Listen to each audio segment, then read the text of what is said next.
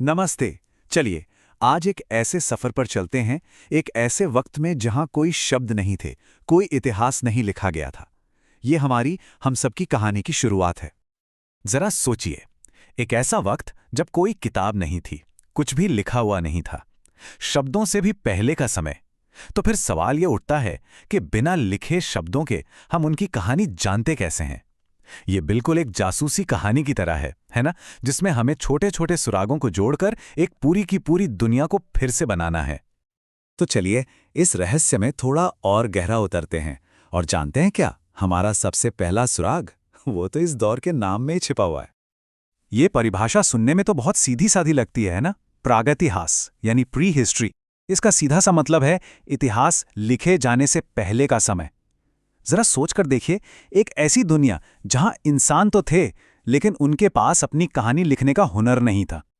और देखिए, सबसे मजेदार बात क्या है? जवाब हमारे अपने शब्द प्रागैतिहासिक में ही छुपा है। इसे तोड़कर देखते हैं। प्राक यानी पहले का, और इतिहास यानी इतिहास। तो बन गया ना, वो समय जो दर्ज किए गए इतिहास से भी पहले का है। तो सवाल वही है, अगर कुछ लिखा हुआ नहीं है तो फिर हम जानते कैसे हैं? हम उन चीजों पर भरोसा करते हैं जो वो लोग अपने पीछे छोड़ गए, जैसे कि पत्थर के औजार, जानवरों और हाँ, इंसानों के जीवाश्म, मिट्टी के टूटे फूटे बर्तन और गुफाओं की दीवारों पर बनी वो तस्वीरें। ये सब वो खामोश गवाह हैं जो हमें उस दौर की कहानी सुनाते हैं। तो चलिए, अब चलते हैं पहले युग में, पूरा पाषाण काल में। ये कहानी सिर्फ जिंदा रहने की नहीं है, बल्कि ये कहानी है इंसानी सूझबूझ और हिम्मत की। जरा उस वक्त की दुनिया को महसूस करने की कोशिश कीजिए। हर दिन, हर एक दिन जिंदा रहने की जंग थी। कड़ाके की ठंड, खूंखार जंगली जानवर और खाने की लगातार कमी। ऐसी दुनिया में कोई कैसे कैसे जिंदा रहता होगा? तो इस मुश्किल भरी दुनिया में इंसान का पहला जवाब क्या था? टेक्नोलॉजी। हाँ, एक साधारण सा पत्थर का औजार।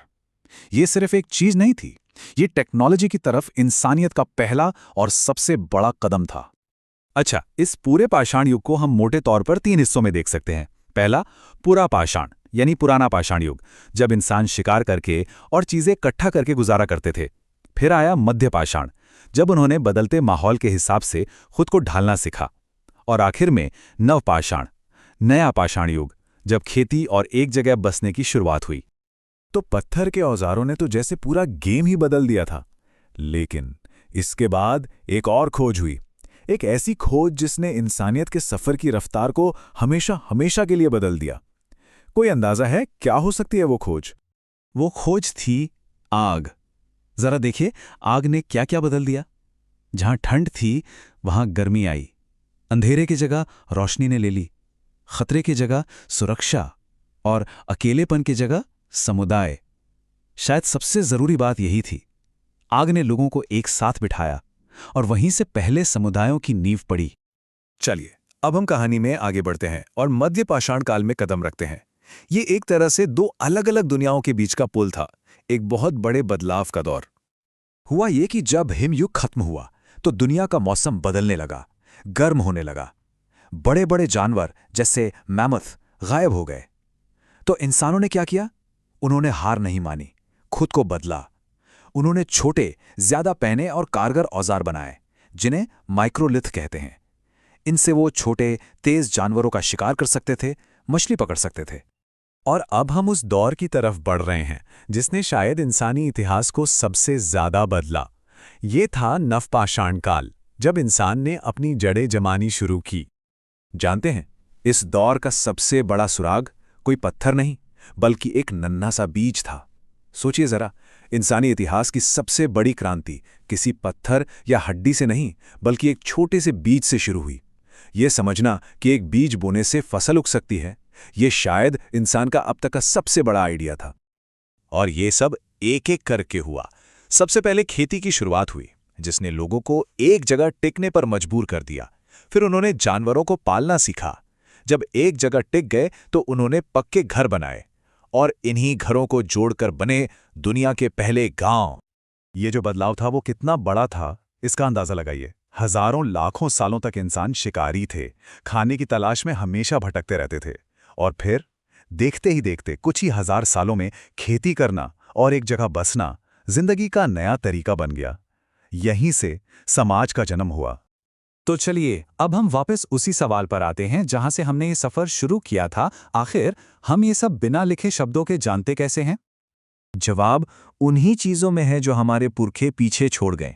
जैसे ये एक नुकीला पत्थर, ये सिर्फ एक पत्थर नहीं है, ये कहानी है जिंदा रहने की जिद की और किसी भी मुश्किल को सुलझा लेने की इंसानी काबिलियत की।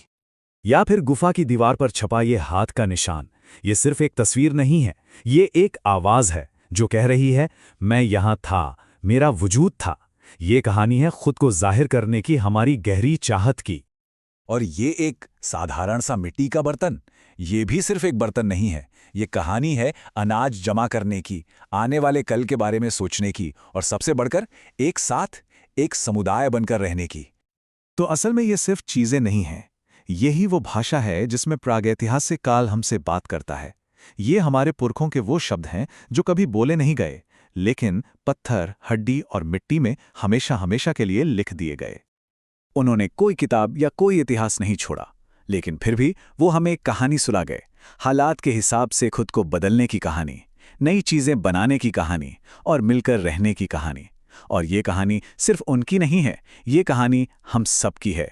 ये हमें याद दिलाती है कि हम कौन हैं और हमारा सफ़र कहाँ से शुरू हुआ था।